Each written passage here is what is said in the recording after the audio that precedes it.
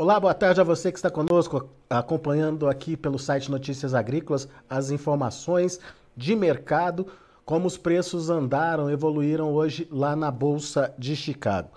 Dia positivo para a soja, de uma forma geral, a soja vem tendo essa alta significativa aí nas últimas sessões.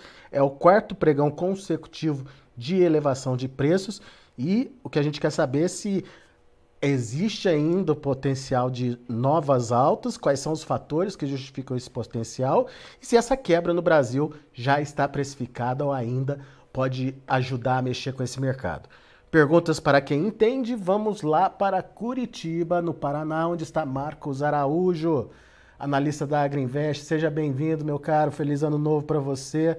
E eu já começo te perguntando desse momento da soja, Marcos. O que a gente pode esperar em relação aos preços?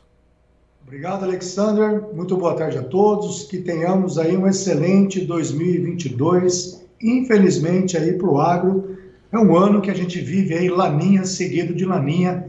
Infelizmente, a região sul do Brasil, com outros países, também o Mato Grosso do Sul, sofre aí com perda da safra de soja, do milho verão, e também algumas regiões do Brasil pelo excesso de chuva.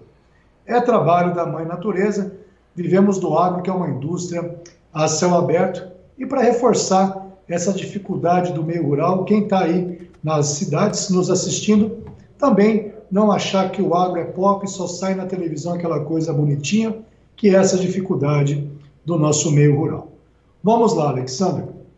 O mercado agrícola em Chicago, no nosso último bate-papo, no final do ano passado, nós falávamos que eu tive conversando com alguns players em Chicago, perguntando para eles, naqueles níveis de preço, qual seria um teto da produção brasileira para que justificasse aquelas altas de preço até o momento, que nós tínhamos Chicago ao redor de $13,80 o bushel.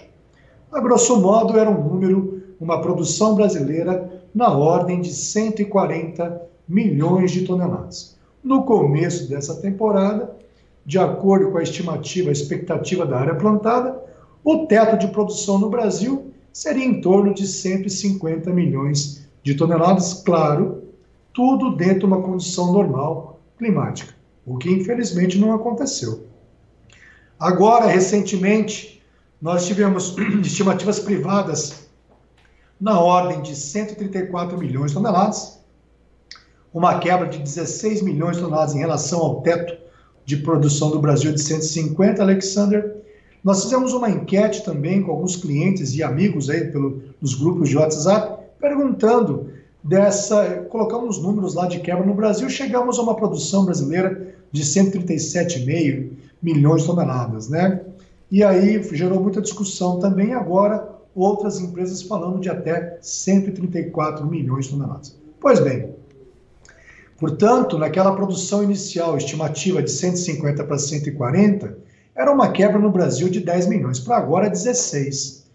E eu alertei falando que esse potencial de quebra de 10 milhões de toneladas no Brasil poderia ser neutralizado porque as exportações americanas de setembro, outubro e novembro foram 8 milhões e 400 mil toneladas a menos, porque o Brasil estendeu a sua janela de exportação, principalmente com os grandes estoques de soja que nós tínhamos no Rio Grande do Sul. Portanto, essa soja que tem nos Estados Unidos seria uma reserva, um colchão, para poder neutralizar uma alta mais acentuada de Chicago.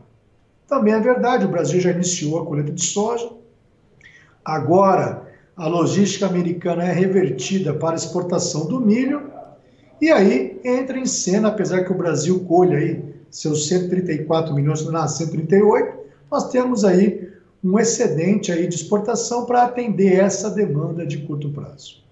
O lado positivo disso tudo, Alexander, é que essa ameaça climática e também climas adversos, né? Pegamos o Sudeste Asiático, a Europa, uma grande demanda por óleos vegetais, principalmente da China, que é o maior importador mundial de óleos vegetais, migrou para o Canadá, importando óleo de canola, grandes volumes, dando enxugamento, óleo de canola que é um substituto do farelo. E esse clima adverso do Laninha na Argentina, Alexandre, a Argentina é o maior exportador mundial de farelo e óleo de soja.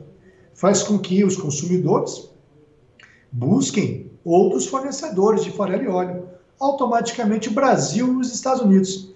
E agora nós temos aí excelentes margens de processamento da soja nas origens. Aqui para o Brasil, para fevereiro, uma margem de esmagamento de $60 por tonelada, contra uma média anual, um crush anual de $6, você tem uma noção. A margem da indústria no Brasil, uma média anual. 10 vezes citando mais. os dados da Biob, tá? 10 vezes mais. Ou seja, a indústria brasileira, nesse caso, Alexandre, pode estar pagando muito mais caro pela soja em grão do que uma trade exportadora. Ô Marcos, uma coisa então está muito ligada à outra, pelo que eu entendi. A gente já teve uma precificação lá em Chicago, em função das perdas aqui no Brasil, mas existe uma possibilidade das altas continuarem em função de problemas climáticos também na Argentina? Certamente, Alexandre, sim. Né? Nós faltou nessa longa introdução que eu fiz aí, falei demais, também falarmos da quebra do Paraguai. Paraguai aí com uma quebra na Argentina de praticamente 40%, até mais, né? As primeiras lavouras no Paraguai aí, pessoal falando lá de 1.500 quilos por hectare, até menos do que isso, né? Então, uma triste realidade também para o Paraguai. E além disso também, Alexandre, nós temos toda uma questão de inflação a nível global, que para a soja não repercutiu tanto o ano passado. Então, se os fundos de investimentos entrarem com mais ímpeto aí nessa questão de comprar commodities agrícolas, isso tudo é lenha na fogueira para justificar uma alta mais acentuada da soja em Chicago. E essa quebra do Brasil, Alexandre, o lado bom disso, tá? Enquanto eu falava com você no nosso bate-papo inicial, eu fiz aqui uma curva de preço futuro do preço da soja para 2022. Muitos produtores fazem uma pergunta ingênua de mercado: a soja vai bater lá o Lobo-Guará, R$200 por saca? É muita prepotência você afirmar um preço futuro em reais por saca, que nós chamamos de flat price, porque dentro desse preço, dessa composição do preço, automaticamente vai estar a cotação do bushel de Chicago, o prêmio da soja e a taxa de câmbio. Então a chance de eu errar falar de um preço futuro aí é 110%, né? Mas existe uma referência do preço teórico da soja, que você pega Chicago, o prêmio local da soja e o dólar futuro. Portanto, fazendo esse preço da soja, com essa menor produção no Brasil, tá, Alexandre? Vou colocar 138 milhões de toneladas. 138.500 mil.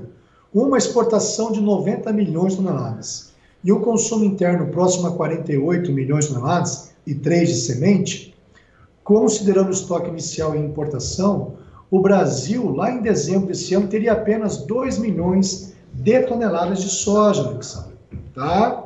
Contra 4 milhões e meio em dezembro do ano passado. Então, é uma redução muito significativa dos estoques de soja aqui no Brasil, diante desse cenário. Portanto, historicamente falando, Alexandre, nós devemos ter um mercado novamente descolado aqui no Brasil em relação a Chicago para o segundo semestre. Respondendo agora, para setembro desse ano, pegando Chicago para o mês de setembro, a soja física seria precificada sobre o vencimento novembro de Chicago. Tá? Deixa eu fazer uma continha rápida aqui. Lá em agosto, perdão, tá? Lá em agosto desse ano, é uma soja, o setembro, a 13,29 o bushel, $1 futuro de 6,10, Alexander, seria um preço da soja sobre rodas Paranaguá próximo a R$197. Portanto, esse é um ano de grandes desafios no segundo semestre. Além disso, para pôr mais lenha na fogueira, é um ano eleitoral aqui do Brasil. Com você, Alexandre. Muito bom. Ô Marcos, então vamos entender a sua sequência, a sua lógica. Imaginando que possa existir perdas na Argentina, que, como você disse, é o grande vendedor, né, de processados da soja para o mundo. Uhum. Vai sobrar para o Brasil e para os Estados Unidos. Tem margem positiva para isso? Para estimular? Vai em Chicago também, se você faz a margem em Chicago, está muito positivo, Alexandre. Ah, é? Tá? Em Chicago também a soja está muito positiva na bolsa, ok? Já tivemos momentos bem melhores para o pessoal da produção de biodiesel nos Estados Unidos. Recentemente o B100 teve uma forte queda no mercado doméstico norte-americano, mais ou menos aí $4,72 o galão, tá? Isso daí comprimiu a margem da indústria. Só que agora, com toda essa questão de ameaça na Argentina, falta de lisina também novamente no mercado internacional. O maior produtor de lisina, que é um aminoácido que vai nas rações animais, é a China. Então o pessoal vai ter que buscar novamente o farelo de soja, que é a proteína vegetal mais consumida a nível global. Cerca de 70% de toda a proteína global a nível mundial vem do farelo de soja. Então vai se construindo um cenário muito crítico. Até que mês que vem nós teremos o fórum do USDA sobre a expectativa diária 2022 nos Estados Unidos, um relatório importantíssimo do mercado. Será no final de março desse ano sobre a intenção de plantio do produtor americano e menos aí de importância, semana que vem, o relatório de oferta e demanda global do USDA, que tradicionalmente em janeiro ele não faz grandes revisões da produção da América do Sul. Agora, essas margens, elas podem estimular uma compra, uma disputa antecipada aí entre exportação e mercado interno, considerando o Brasil? Certamente, você pega uma margem de $60 por tonelada para fevereiro aqui no Brasil, para março você pega $48, abril $34, maio $29, junho $17, você vê que isso dá um fôlego muito grande para as indústrias brasileiras terem competitividade para segurar o arroxo no final do segundo semestre. Como eu te falei, se nós fizermos um quadro de oferta e demanda da soja no Brasil, quem é assinante da nossa consultoria tem isso em exclusividade lá, eles acompanham mês a mês o nosso quadro de oferta e demanda. Vocês vão ver aí uma forte redução nos estoques de soja do Brasil, principalmente lá para dezembro, 2 milhões de toneladas, porém, a curva de preço dos contratos futuros de Chicago, junto com os bases e dólar, tem nos mostrado melhores preços da soja esse ano aqui no Brasil, lá para agosto desse ano. Quem quiser a soja brasileira vai ter que disputar ela então, Marcos? É isso que você está dizendo? Certamente, vai ter que ser uma disputa muito grande. Isso daí, essa disputa se traduz nos prêmios, que nós chamamos de bases no mercado internacional. Isso daí, portanto, deve ocorrer naturalmente um fortalecimento dos prêmios aqui no Brasil em relação a Chicago. Isso já está acontecendo? Você já está vendo isso? Certamente, hoje mesmo já os prêmios se valorizaram em torno de 2 centavos, apesar da alta do dólar e da alta de Chicago. Muito bem. Ou seja, a gente tem um novo patamar de preço estabelecido, com possibilidade ou com fatores que podem fazer esse mercado continuar subindo, então. Eu acredito que sim. Não acho que a gente tenha ainda diante, como a gente fala no mercado, no movimento de alta, o touro tem que ser alimentado diariamente. Portanto, agora nós temos a colheita do Brasil, a colheita do Paraguai, do Uruguai, Bolívia, logo mais a Argentina, que de certa forma nos próximos 6 meses há uma oferta no mercado mundial, existe uma reserva de colchão nos Estados Unidos. Eu não acredito que Chicago tenha, diante dessas notícias todas atuais, um motivo para renovar as máximas históricas do bushel da soja, que ocorreu em setembro de 2012, no intraday, a $17,97 o bushel. Não acredito que seja para tanto isso daí. Muitas pessoas, muitos analistas têm apostado que o produtor norte-americano deva plantar mais soja do que milho nessa temporada. Porém, grandes produtores americanos, muitos deles já compraram os fertilizantes nitrogenados lá em agosto e setembro do ano passado, com custos bem menores, e hoje o milho é mais rentável para o produtor americano do que a soja. Conforme o preço, nesse momento agora, conforme Chicago, dezembro, o milho a $5,68 bushel, o produtor americano ganha $315 por hectare plantando milho. A soja novembro a $13 o bushel, o sojicultor americano ganha $200 por hectare. $200 na soja, 315 no milho. Se você fosse um produtor americano, você prefere $315 no bolso ou $200 no bolso? Plantando soja, Alexandre? É uma conta fácil de se fazer, né, Marcos? Eu estou brincando, mas o produtor americano ele é apaixonado pelo milho, né? Então, é claro, nós estamos falando aqui, falta combinar com o São Pedro por lá, também para que ele não feche a torneira lá, e aí a coisa muda, né? Muito bem. Bom, qual seria a dica para o produtor que está te ouvindo agora, Marcos? Para quem está com soja armazenada, nós temos recomendado, na nossa última conversa, eu recomendei, salvo engano, comprar put 12,80, gastando 30 centavos de dólar por bushel. Se eu estiver errando aí, quem puder me ajudar, ver o nosso histórico do bate-papo aí com o Alexander, foi algo nesse sentido que eu recomendei, comprar put 12,80, gastando 32 centavos.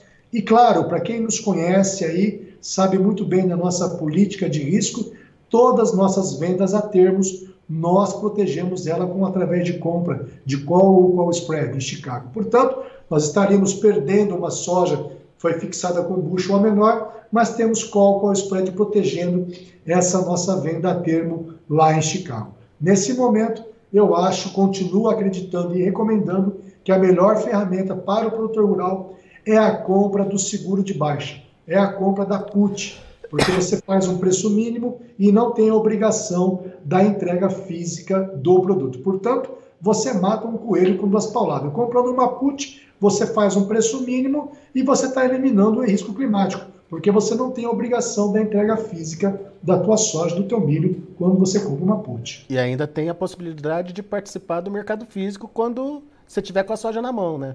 Estou no baile com minha prenda do lado, estou lá participando da alta do mercado. É isso aí. Muito bom. Marcos Araújo, meu caro, muito obrigado, viu, mais uma vez pela sua participação aqui conosco. Volte sempre. Valeu, gente. Tchau, tchau. Tenhamos um bom ano aí. Valeu, bom ano.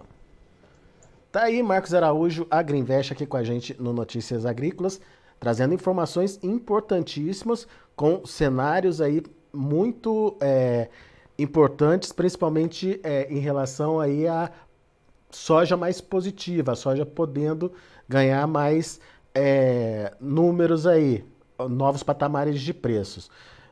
Mas o Marcos lembrou que tem, obviamente, um teto aí no mercado em função de um possível estímulo que o produtor americano possa vir a ter com as altas nos preços. Pelo menos, por enquanto, não é isso que está acontecendo. O milho está pagando mais que a soja nos atuais patamares de preços. Vamos ver os números lá na Bolsa de Chicago, vamos lá?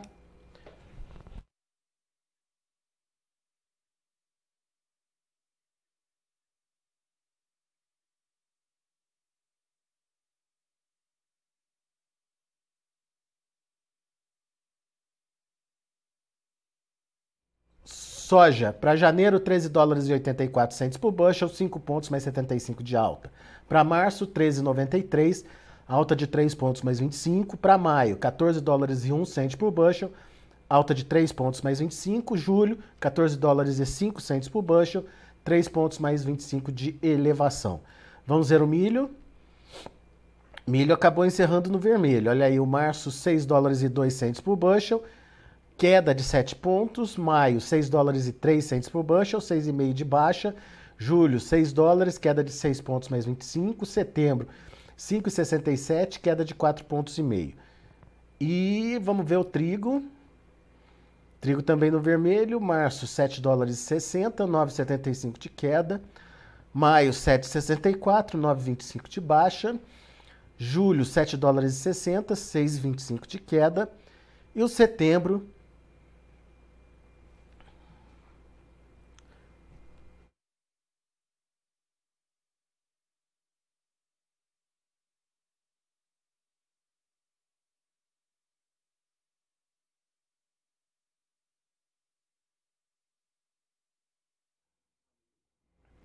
$7,62 por bushel, 6,5 de elevação.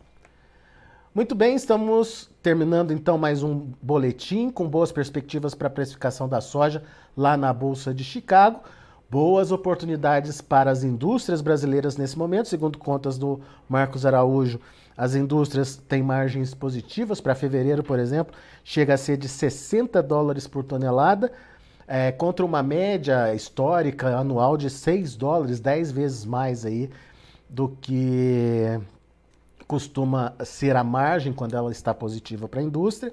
E, portanto, vai ter uma briga boa aí entre consumo interno e exportação nesse início da colheita.